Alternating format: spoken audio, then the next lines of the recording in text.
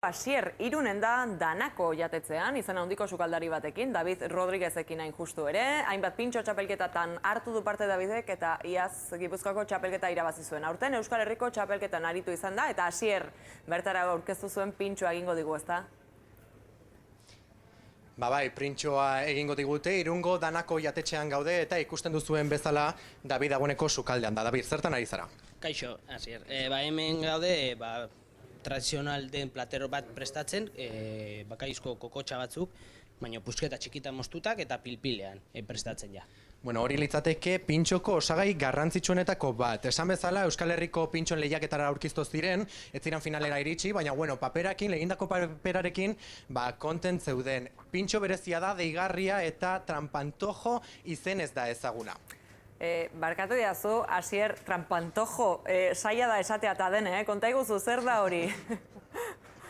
Ez dizuet asko kontatuko, trampantojo izen ezagutzen da, azken batean da pintxo bat dirudiena, edo gauza bat dirudiena, baina ez dena. Baina nik ez dizu gehiago aurreratuko, hobedegu, gure bekiekin ikustea. Ea, osagaiak, David, kontatu. Oso osagai ezagunak die, azkenian die piper gorriak, lodosakoak, denboraldi honean gaudela orain, piper berdea, hemen Irungo produktu oso ezagun bat, bakaioa, kokotxak, esan dizugun leheno bezala, azukria, kolorezko azukri bat dekoratzeko, mantekila, arrautzak, baratxurila, eta gero esnegaina pixkat, olioa, girasol eta olibarena, eta gero basea egiteko pasta filo bat. Hoiek dira osagaiak, baina kontatu, pausoak, zeintzu dira, nola hasten da pintxoa, nola egiten da?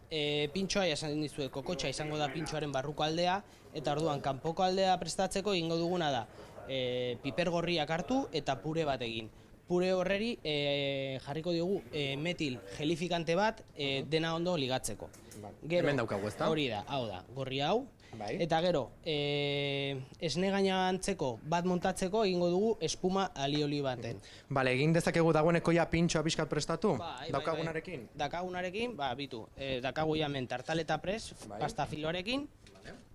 Hemen jarriko dugu, kentzeko ditugu. Molde berezi bat erabiltzen dugu. Gero, espuma hori esan duguna. Hau aliolia da, ezta? Aliolia da. Hore, idukiko genuke, jarrita. Itxura hona dauka, oaingoz behintzat osagia gustatzen zaizkit. Gero, pixkat dekoratzeko kolorezko azukria botako diogu. Gero, piperrekin baita mermelada bat egin dugu. Marrubizko sirope baten antzekoa jartzeko. Eta gero, badakagu labean jakoa jatzen, piper pure horrekin egin duguna, oso molde berezi batzuetan sartuta, eta barruan kokotxa daka. Orduan, ikusiko duzute zen antzera dakan.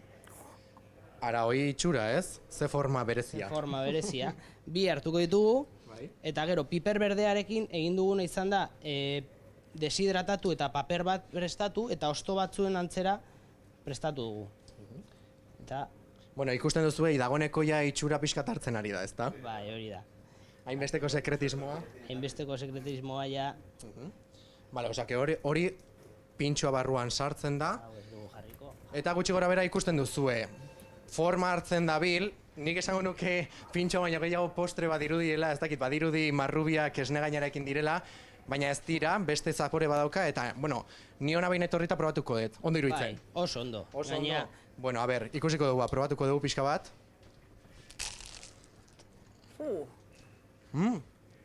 Mundiara dago, Oso ona.